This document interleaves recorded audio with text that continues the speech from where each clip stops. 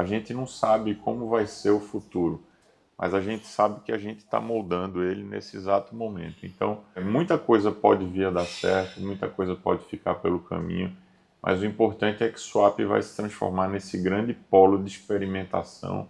Mas eu diria que o Brasil também tem muito a ensinar para a Europa, né? Nós somos um país onde a nossa matriz elétrica é eminentemente renovável, e isso, então, é uma facilidade muito grande.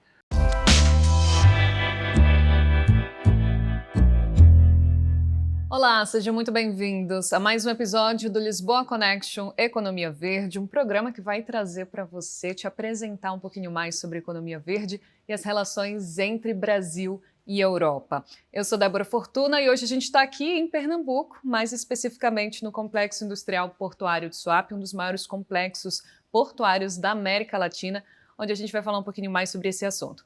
E não se esquece, no finalzinho desse episódio, a gente sempre traz uma startup que vai mostrar para você como é que ela está vivendo essa economia verde na prática. Então fica até o final. E também não se esquece de ativar as notificações para não perder nenhum episódio e também se inscreve no nosso canal. Esse episódio é um oferecimento do Porto de Suape. E para a gente começar, a gente vai receber hoje Armando Monteiro Bisneto, presidente do Porto de Suape, e Sóstenes Alcoforado, que é assessor especial para a transição energética. Sejam muito bem-vindos aqui ao Lisboa Connection Economia Verde. Muito obrigado, é uma honra estar aqui participando do programa, um programa que a gente sabe que é uma ponte entre o Brasil e a Europa. Eu fico muito feliz de estar aqui com vocês. O Porto de Suape está sempre à disposição para explicar um pouco do que é que nós temos feito no sentido da transição energética e o mundo mais verde. Perfeita. Inclusive, o Porto de Suape ele se tornou um hub, né, logístico, estratégico para essa transição, né, energética. Como é que foi essa virada de chave para essa transição? Sempre houve? Como é que foi isso? Bem, eu acho que o Porto sempre teve uma grande preocupação com a descarbonização, com a preservação. E em determinado momento houve um grande investimento aqui na refinaria, que a gente pode dizer que é da era dos combustíveis fósseis, apesar que hoje a gente fabrica o diesel de menor quantidade de enxofre, mas em algum momento houve uma busca em todo o mercado que se imaginou que seria do elétrico. E agora o que a gente percebe é que há vários caminhos, né, para a descarbonização. E Suape tem explorado todos esses caminhos, desde termoelétricas a etanol, fábricas de metanol que visam descarbonizar a indústria, os transportes marítimos, e também a gente busca atrair fábricas de SAF, que é o combustível sustentável da aviação.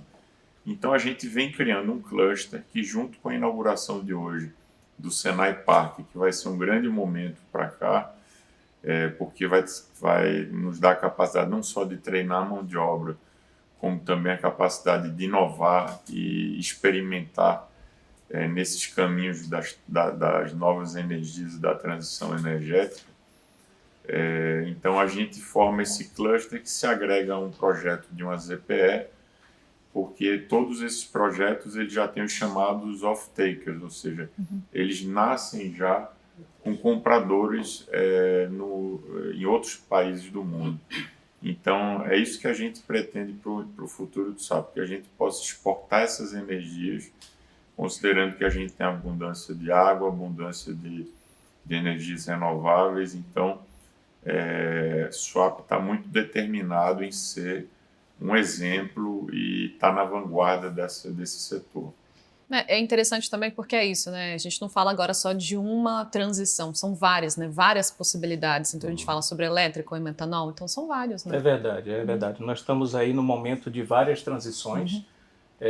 Sob o comando da presidência aqui em Suape, nós promovemos um estudo de complexidade econômica, um estudo que conseguiu definir quais seriam os arranjos produtivos que se conectam com o nosso porto e quais seriam as vias de transição energética que nós poderíamos atuar.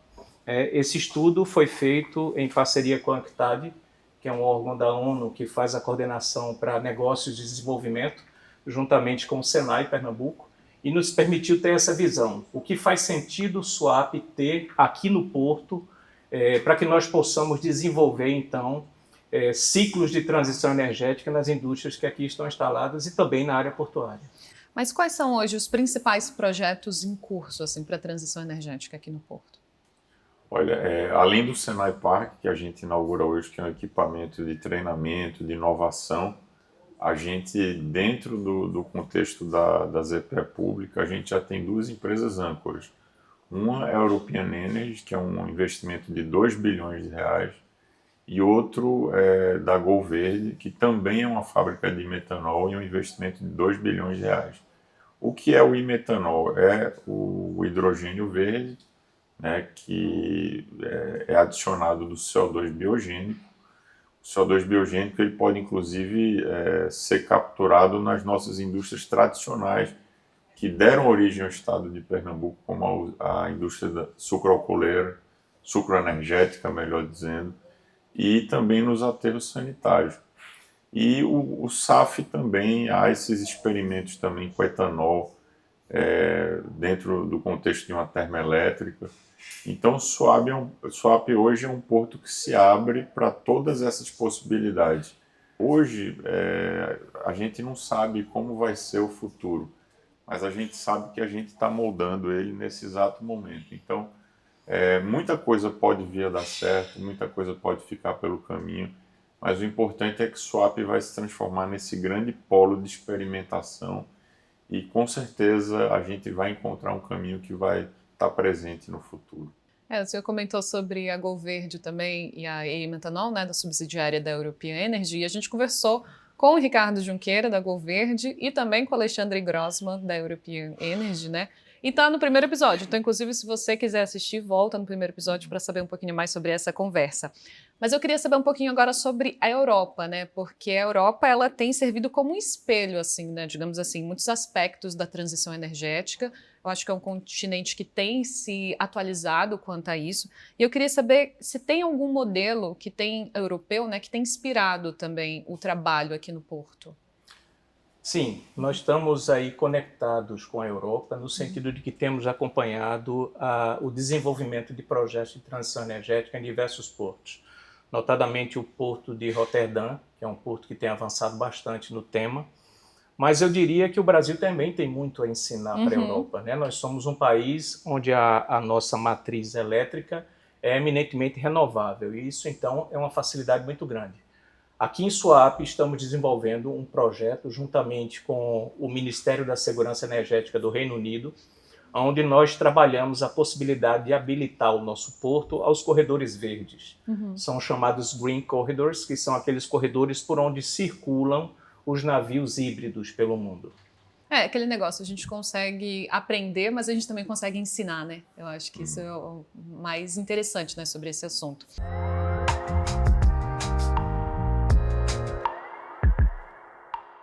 O que o Porto de Suape tem desenvolvido que pode ser exportado também para os outros continentes? Tem alguma coisa que a gente pode destacar? Tem sim.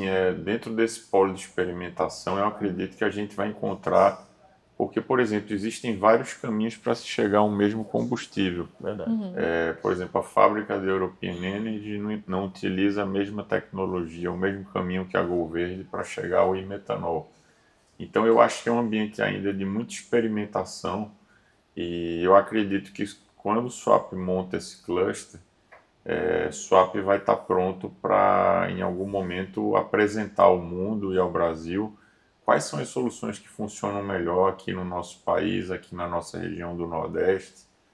E a gente espera que seja uma referência realmente, não só para o Brasil, mas para o mundo nessa área. Uma coisa que a gente tem deixado bem claro também, né, nesse programa é em como isso não é mais um assunto do futuro, né? Já é um assunto do presente. Então a gente já tem que começar a fazer agora, né? Verdade. Agora E também entendermos que a transição energética está presente em qualquer ação que possa minimizar gastos de energia ou reduzir a pegada de carbono, né? Então, quando se promove uma ação de eficiência energética, por exemplo, também está se promovendo uma transição energética, né? Então, a transição energética ela é pautada em fases. Nós estamos na primeira fase. É aquela fase onde os projetos, como disse o presidente, começam a ser desenvolvidos. Algumas coisas podem realmente caminhar e outras não, mas o certo é que a humanidade precisa passar por isso. É urgente.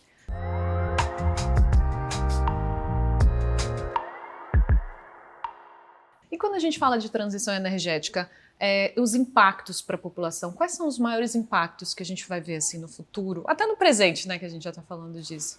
O que podemos dizer com relação a impactos para a população, e eu acho que a sua pergunta é bem apropriada, é que a transição energética, de fato, ela vem também com um aporte tecnológico muito grande. Então, há necessidade de se preparar a população para isso, né? A transição energética vai necessitar de mão de obra, vai necessitar de novos meios e a população precisa estar preparada. O impacto social vai ser geração de empregos, na primeira fase mais imediata, e numa segunda fase a necessidade de demandar mão de obra especializada. Nisso, o projeto desenvolvido pelo Senai em parceria com o SUAP, com o grande apoio do nosso presidente, tem sido um diferencial, porque o Senai propriamente faz o preparo dessa mão de obra profissional para que possa trabalhar na conexão da transição energética.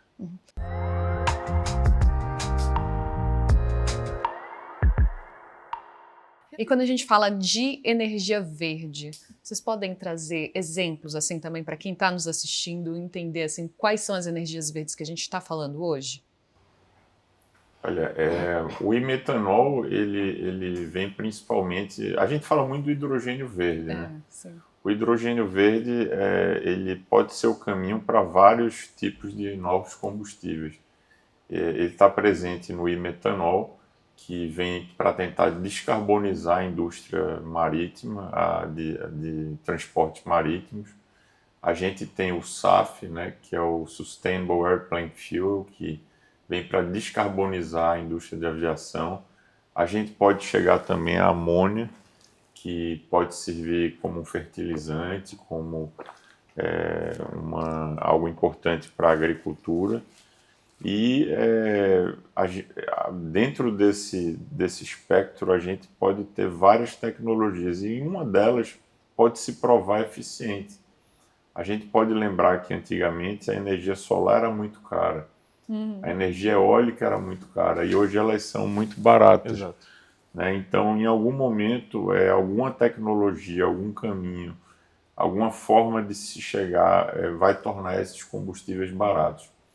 É isso que a gente espera. E quando eles se tornarem competitivos, aí o mercado se abre e quem estiver na frente vai ter muita vantagem.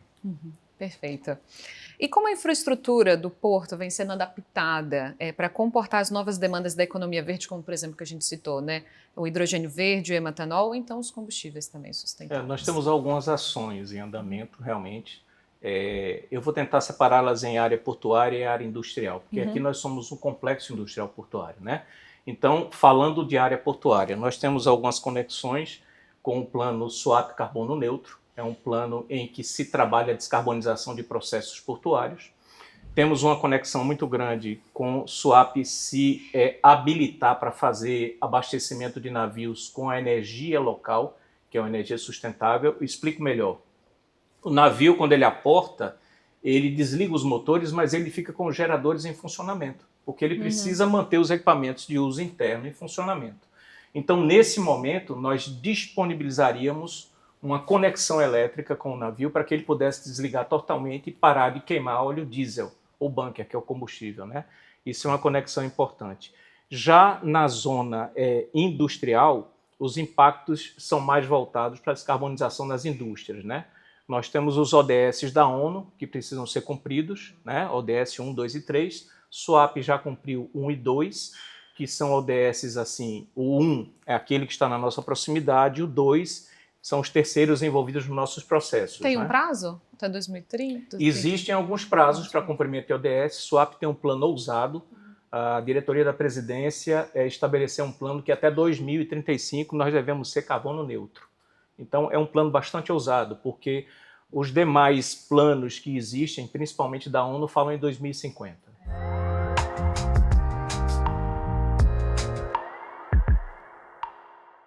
E vocês já conseguem ver impactos econômicos e sociais locais, principalmente, né, gerados por esses investimentos em energia limpa?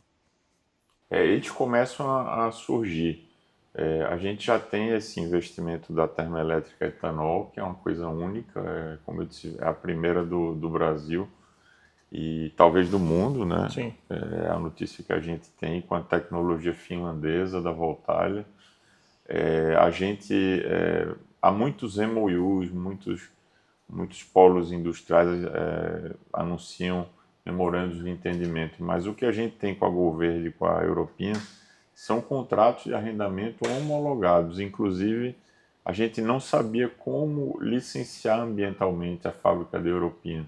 Então, a gente teve que bancar a ida de 2 técnicos da nossa CPRH, que é a Companhia Pernambucana de Recursos Hídricos, para que eles soubessem como fazer esse licenciamento, entender como funciona. E hoje a única fábrica licenciada do Brasil, o único projeto licenciado ambientalmente é o da European. E aí, tanto a European quanto a Goverde, elas começam a buscar quem pode capturar o carbono. Então, a European já tem parceria com a usina aqui de Pernambuco. Eu sei que a Goverde e a European também têm buscado os aterros sanitários. Exato. Né? Então, tudo isso começa a girar e em breve a gente vai ter os canteiros de obras, que, como são obras muito grandes, vão gerar muitos empregos e depois na operação um pouco menos, mas muitos empregos indiretos nessa fase da captação do CO2 biogênico, porque eles vão gerar emprego nas usinas, muita gente vai buscar outras alternativas, como o bambu, o eucalipto, a palma, os aterros sanitários. Então, eu acredito que isso pode criar oportunidades até mesmo além aqui da nossa zona úmida, que a gente chama de zona da mata aqui no Nordeste. A gente pode gerar oportunidades no Agreste, no Sertão, e gerar milhares de empregos indiretos. O que a gente estava falando, né, mais cedo, dos impactos para a população, né? Ou seja, gira, né, a economia, traz emprego, Exato. Renda. Então a gente vê que a população mesmo pode ser beneficiada, né? Sem dúvida. Sem dúvida.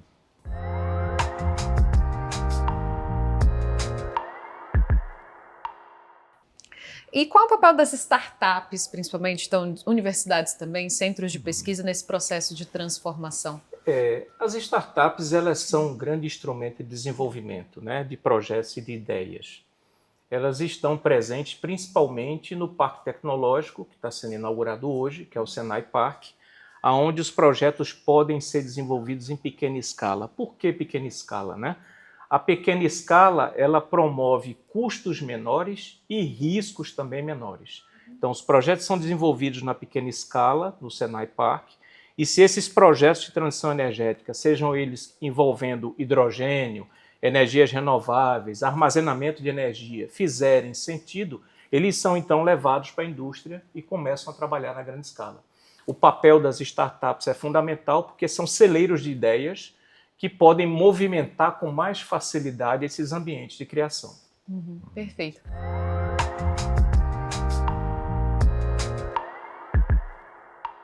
E já que a gente falou do Senai Park, a gente vai daqui a pouquinho para o lançamento. Quando esse episódio for ao ar, já vai ter lançado, né? Mas eu queria saber da importância, né, desse lançamento hoje. Próximo episódio a gente vai trazer mais informações, inclusive, né, para quem está nos assistindo. Mas eu queria saber de vocês a importância desse lançamento do Senai Park hoje, que a gente vai presenciar. Olha, ele é um marco aqui primeiro que ele vai estar instalado do lado do complexo administrativo de Suape. Ele é uma grande iniciativa do Senai Pernambuco, comandado pela FIEP, pelo presidente Bruno Veloso. O presidente da Confederação Nacional da Indústria, Ricardo Alban, vai estar aqui. A nossa governadora em exercício, Priscila Krause. E esse vai ser um grande momento porque representa que realmente Pernambuco conseguiu criar um cluster. A gente tem aqui um ciclo completo. A gente tem a ZPE que ajuda, a gente tem os empreendimentos licenciados, a gente está preocupado em ter o fornecimento do CO2 biogênico, a gente vai ter as startups fazendo esse trabalho de inovação. No Senai Park, a gente vai ter o treinamento da mão de obra. Então é toda uma cadeia que se constrói, e você não constrói isso da noite para o dia. Para que ele pudesse existir, era necessário que houvesse uma demanda, e essa demanda está provada que ela existe aqui em Pernambuco, e ele será único no Brasil, não há outro com suas mesmas características. Exato. Que pesquise os novos combustíveis do futuro. O que fala muito sobre esse papel do Porto de Suape em liderar, em ser pioneiro, né, em trazer esses investimentos pioneiros para cá. Verdade. Quer complementar? Bom, falar do Senai Park é realmente uma coisa assim extraordinária. Esse ambiente de pesquisa, desenvolvimento e inovação, que não só vai conectar as empresas que estão aqui no complexo, mas vai conectar os arranjos produtivos do Estado. Afinal de contas, todos precisam de energia, todos precisam funcionar, toda a indústria precisa de energia, né? E aí o Senai Park vai ter essa grande responsabilidade, como falou o presidente, de desenvolver projetos que possam abraçar o Estado e também capacitar a mão de obra, como eu já falei antes, que vai trabalhar com a transição energética. Então, Sóstenes, Armando, muito obrigada pela participação. Foi um prazer ter vocês aqui no Lisboa Connection Economia Verde. Olha, muito obrigado. Eu que agradeço. Para mim vai ser um prazer me comunicar com essa audiência tão qualificada. Acredito que Sóstenes tem o mesmo sentimento.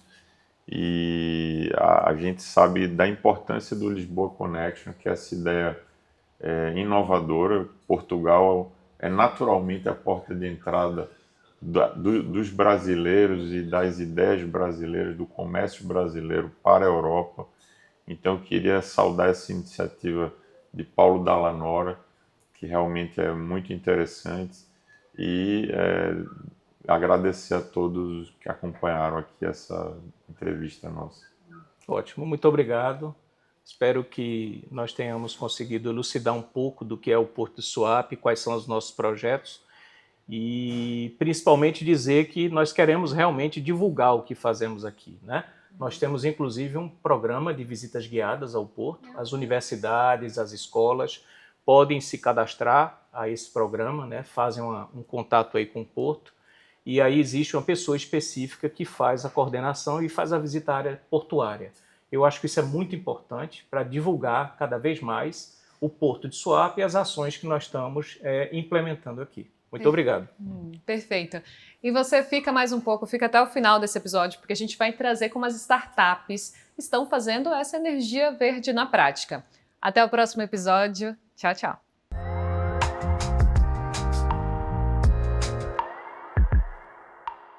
A Solos é uma startup de impacto que tem o compromisso de fazer a reciclagem acontecer no Brasil de forma justa e inclusiva. A gente faz operações voltadas para reciclagem em grandes eventos, como o Carnaval de Rua do Rio de Janeiro, o Carnaval de Rua de Salvador, transformando essa grande festividade em um espaço também de sustentabilidade e garantindo a reciclagem de todos os materiais que são gerados ali naquele ambiente. E também a gente cria sistemas inteligentes de coleta para justamente implementar soluções de coleta seletiva, seja no porta a porta, seja através de programas de benefícios em cidades ou territórios onde isso ainda não acontece. Eu tive a ideia de fundar a Solos como um negócio social, né, um negócio que tem intencionalidade de gerar transformações para a sociedade e melhorar a vida das pessoas, né, e a qualidade do nosso planeta. E o lixo foi algo que sempre permeou os projetos que eu estava ali envolvida, porque, infelizmente, no Brasil, boa parte das nossas favelas não tem acesso a uma coleta de lixo regular, não tem acesso ao saneamento básico. E naquele momento ali, imersa naqueles territórios e vendo toda a potência, né, das pessoas que ali habitam, eu entendi que eu poderia colaborar para trazer uma solução.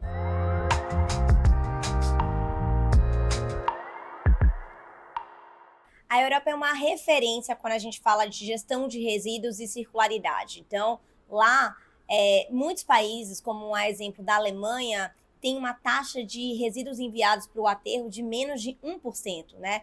que é uma realidade completamente diferente do que o que a gente tem aqui no Brasil, onde a maior parte de tudo que a gente gera vai ou para o aterro, ou pior, vai para os lixões, principalmente, né, nas zonas rurais do nosso país. Aqui no Brasil, a gente tem dois grandes problemas que a gente precisa estar responsável e comprometido em superar. O primeiro, é óbvio, é o aumento da taxa de reciclagem. Hoje a gente recicla algo em torno entre 4% e 8%, é pouquíssimo.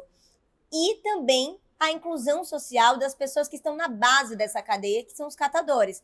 A maior parte desses catadores ou estão nas ruas dos grandes centros urbanos, né, de maneira totalmente pouco profissionalizada, informalizada, sem ter infraestrutura, estando em estado de vulnerabilidade social. E também, boa parte desses catadores estão nos lixões, né, principalmente quando a gente fala ali das zonas rurais do nosso Brasil, que tem uma dimensão continental, e a gente precisa resolver esses dois problemas em conjunto, né? A gente não basta apenas conseguir ali resolver a taxa da reciclagem, desconsiderando essa parte da população que depende e tem feito um trabalho efetivo para isso acontecer.